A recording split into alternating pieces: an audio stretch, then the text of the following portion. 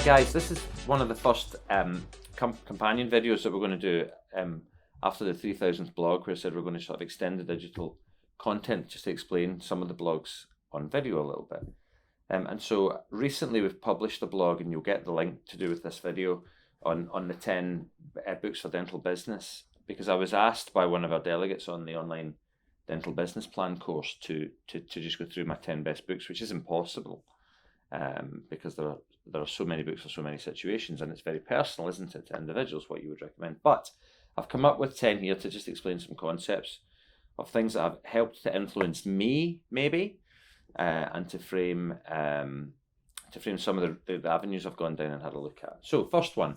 So the first book that I would ever tell anybody to read if they were interested in going into business or buying their own practice or anything like that is the Emyth by Michael Gerber. And so the Emyth is this why most small businesses don't work and what to do about it. And it was given to me on recommendation by Chris Barrow back in 2010 or 11. And it's an extraordinary book, also extraordinary as an audiobook. And it just gives you a framework, an understanding of why small businesses don't work. So the Emyth is the entrepreneurial myth. It's how someone has a seizure, decides to go into business because they think it'll be better for them than being employed, and then realizes what business is actually like and doesn't know what to do about it. And it gives you a structure, a sort of a guide as to how you might go about starting to organize your thoughts on having your own business. And it's extraordinary, and it's sold millions of copies, and it's one of the most famous business books in the world. So that's number one. Number two is Everything Ever Written by Seth Godin, including his blog, every single day. And I've probably done almost every one of Seth Godin's blogs for the past 10 years. And he's essentially a marketer, Seth Godin, but he is way more than that. He's a social philosopher and an agent of change. So the first book in these list, there's two for him, is Linchpin. And the concept of Linchpin is that all you ever have to do is be indispensable. That's all you ever have to do. Or try to be as indispensable as you can. And that applies to your work, it applies to your home, it applies to your relationships, your friendships, anything you do. If you make yourself as indispensable as possible, you will probably succeed in the thing that you're doing. And that is an extraordinary insight in that book. And so as you start out your business, you make yourself as indispensable to your business and your team as you can. The next thing is finance. There is nothing good written about finance. And it has to be discovered for individual business requirements. And I'm not a finance guy. But you do have to have someone in your business who can work Excel and someone in your business who understands electronic finance. And so the dummies books for Excel and Xero are amazing. That is if you're using Xero. Xero is a cloud-based financial and accounting management system, which is brilliant. It's a SaaS software system. And so in our practice, we use Dentally and Xero hand in hand. And so if you want to start investigating where you get your central point of truth from, like your finance numbers are all in here, all in the same place, and your accountant can go in, and your practice manager can go in, and you can go in, and anybody can see them, and then you can pull them out and use them for any amount of analysis, then you want to start with something like this. The next one is marketing, and we're back to Seth because he is the marketer. So Tribes explains to you that there are just different groups of people that you can connect with, and everybody has their interests. And what it explained to me, Tribes, was that you have to be sure who you're talking to, and be really clear about that. Because if you try to say everything to everybody, you will just shout and shout and shout, and nobody will hear. And so, another Seth Godin book. That's the last one for this pile of books. And then after marketing, maybe talk about sales. And so this is my library binding copy of Dan Pink's To Sell Is Human. And anything Dan Pink's ever written, you might want to read. And library binding copies, this is a second-hand one from Canada, actually.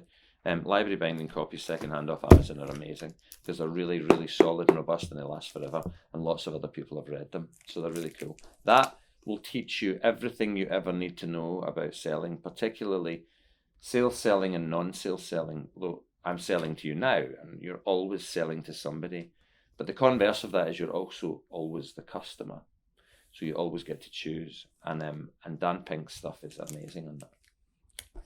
So next thing is another sort of hero of mine, which is Simon Sinek. So I could always go back to Start With Why by Simon Sinek, which is that book there. and on the back, because the why of your business is one of the most important things you can do. And so going back to start with why, which he wrote, is extraordinary. But as you get to the end of your marketing and your finance and your human resources and all of that stuff, you need to go into leadership. And in terms of human resources, leadership and guidance of people, Leaders Eat Last is the best thing that I have ever seen or ever read. And so anything by Simon Sinek, Start With Why, The Infinite Game, Leaders Eat Last, all amazing. I'll go a step aside for a minute because I don't have any Malcolm Gladwell books to show you on the video. But another author that you must read if you're trying to put together a team or a business is Malcolm Gladwell and anything he's ever done. But David and Goliath by Malcolm Gladwell, especially for independent dental practice, will show you how you can go against the big guys and win. And Talking to Strangers is one of the most relevant books you'll ever read about communication in the world. So Malcolm Gladwell sits in between all of this. So once we've done everything and now we've got a business that works and it's brilliant, you might want to know the direction that it's going. And so you might want to think about strategy. And on our business courses, we talk about this book, which is the Rumlet book on good strategy, bad strategy. But we also use a book called Measure What Matters by John Doerr. And we formulate strategy in our business around the OKR platform, which is Objectives and Key Results, which is based electronically in Asana. And the thing about strategy is that 90% of all businesses of any size either don't have a strategy or don't adhere to their strategy. So the thing about strategy is to set it and then to run with it and to not deviate from it. And the really good businesses just know where they're going. And so lastly, when you've done all of that, there are some other books that you can just pick up as additional ones. Anything by Matthew Syed, Bounce, which talks about the talent myth, but Black Box Thinking, which changed healthcare in high performance and human factors. And the first chapter of that is extraordinary. He has recommendations from people like James Dyson. It's amazing that it's heartrending and sad to start with, but an amazing book that shows you how you can learn from your mistakes. And in business, it's essential. Probably the most famous business book, or one of the most famous business books ever written, from 1989, is The 7 Habits of Highly Successful People by Stephen Covey. And it's still massively relevant. That great as an audiobook. And then lastly, you need to get off reading about business and stuff like that and read something else. And so you need to read about your heroes and what they did, or you need to read fiction, or you need to get out of the way of just all the noise.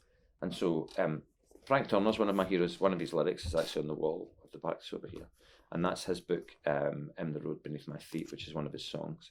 And it's an extraordinary story. Frank Turner's is an extraordinary story. But fiction-wise, anything by David Mitchell, not the comedian, but the British author who wrote Bone Clocks, or Philip Pullman, the His Dark Materials trilogy. And so that's your homework for the rest of your life. And once you get through that, you'll be absolutely fantastic. All the best.